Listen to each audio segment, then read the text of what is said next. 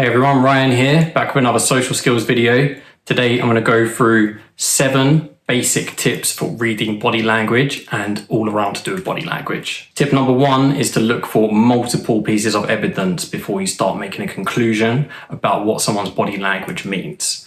So you can learn lots of different body language signals and their potential meanings. What is almost never a good idea is to look at one piece of evidence and make a conclusion. Common example of this, which I've come across people do lots of times, is say, oh, they're folding their arms. That must mean they're feeling defensive. It can mean that, but it could also mean that they were cold or they just thought it was cool to stand like that. There could be lots of reasons. If they're folding their arms, they're looking away and they've got their legs crossed as well. Now we've got 3 pieces of evidence that might mean that they're feeling defensive. 3 is a good number to aim for. In reality, different pieces of body language can have different levels of weight of evidence. Some can be more evidence than others. So something that is smaller and could more easily be something else, I would hold as less evidence in your mind. And if it's something that is more of an obvious display, then I would see that as more evidence. In very rare circumstances, this rule can be broken if it's something blatantly obvious.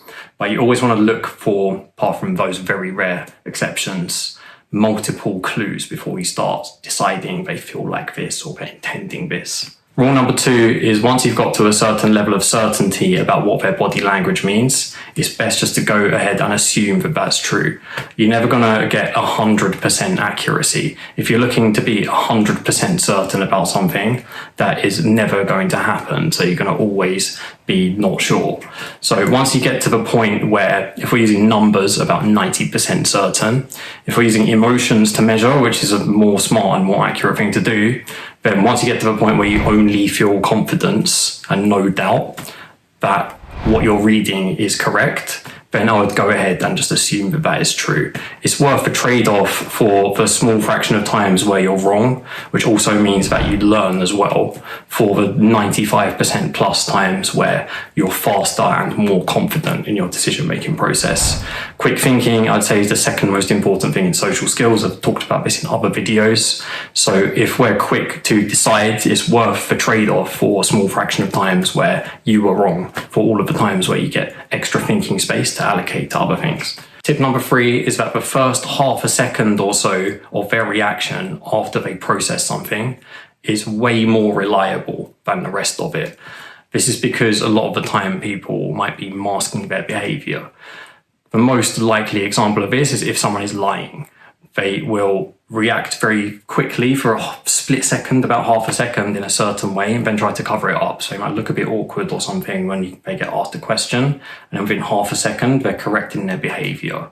But not necessarily based off lying, could be based off of someone looking scared and they don't want to because they're embarrassed or something like that. But that first half a second is what you want to look out for, especially if you want to see if someone's lying or not.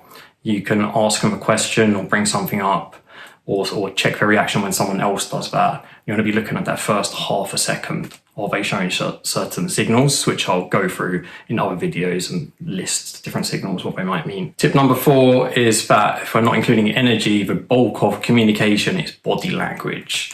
There is a common statistic that gets floated around in psychology that communication is 55% body language, 38% voice tone, and 7% words. So this might confuse lots of people who see communication as words, which kind of makes a lot of sense that you might think that. But most of what's happening in a social situation is not the details and not the words. Most of what's happening in a social situation is the more simple stuff that's based on emotions and intentions, not so much specific thoughts and specific details. So body language communicates emotions and intentions way, way, way more powerfully than words do. Someone saying, I am confident or I am interested has loads and loads less weight than them looking like they are with their body language. Words have the feature of being able to communicate specific details and binary choice. So like yes, no, on, off. And you can't talk about nuclear physics with body language, unless you sign language, I guess. So it's important to remember this. Body language is for emotions and intentions and is way stronger than words. Number 5, really good thing to get basic understanding on lots of parts of body language. And this will also cover lots of individual signals that you see as well, is to know about open and closed body language. So open body language at its extreme end would be the starfish position, if anyone's done swimming, with your arms out, your legs out. And the extreme end of closed body language would be a fetal position, curled up into a ball.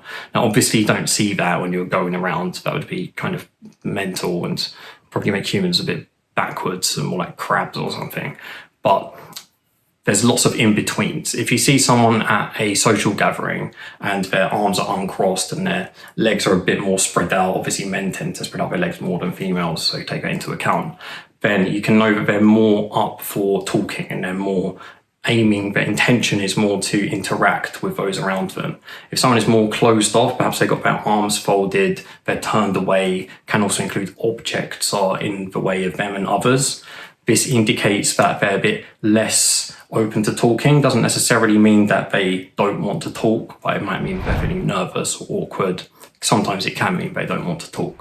So you want to bear that in mind, both when you're assessing other people's body language and also when you're assessing your own. Also bear in mind that a lot of the time people tend to start to have the body language what someone else around them is saying. So if you display certain body language, the chances that other people are going to end up also having that same body language, which will then change their emotions to some extent, is pretty high. Tip number 6, which I don't think I've come across elsewhere before, but I think is actually kind of obvious, is that you can learn what lots of body language signals mean by analysing your own body language. If something happened, say it made you feel awkward or nervous or confident or happy or whatever it was, and you notice yourself subconsciously do some kind of action without really thinking that much. So a basic example might be that something makes you feel awkward and you touch your head or hair. And then afterwards you realise consciously, oh, I did that without really thinking. The chances are that other people are going to act in the same way.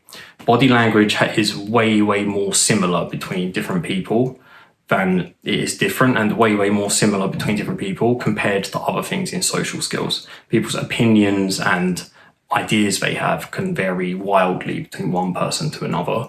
What body language people show in what situation in terms of how they feel and what they intend doesn't change much, even in other parts of the world. Tip number 7 is to remember that anything you learn about body language isn't just for reading body language. This is also for thinking about your own body language and what you're communicating. You want to ideally be very consciously mindful of what body language you have if it's a social situation that you care about. If you're not that bothered, then fair enough, you might have other things to focus on. But if the result of the social situation is of high importance to you, then you want to be consciously aware of what's going on with body language, why, and what you want to do with it. Also bear in mind that if someone has certain body language, it will start to change their emotions to some extent.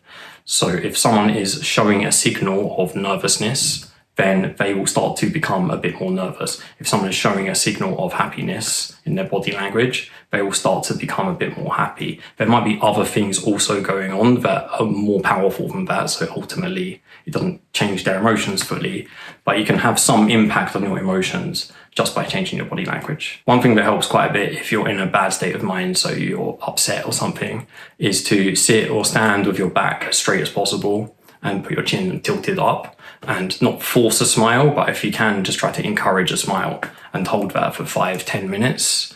This, I can pretty much guarantee you this will help at least a bit. So thanks for watching. I'll be back soon with more social skills videos. If you liked it, make sure to subscribe, like, and comment if you want to help my goal to help the world be a better place by helping people with their social skills. We do one-to-one social skills coaching, including areas like how to not run out of things to say, how to be funny in social situations, flirting and dating, how to deal with boundaries, how to control your emotions. If you want to do a free trial session, completely free for half an hour, then just go into the description and you'll find either our website or an email to book one. See you soon, as Ryan with Social Shortcuts.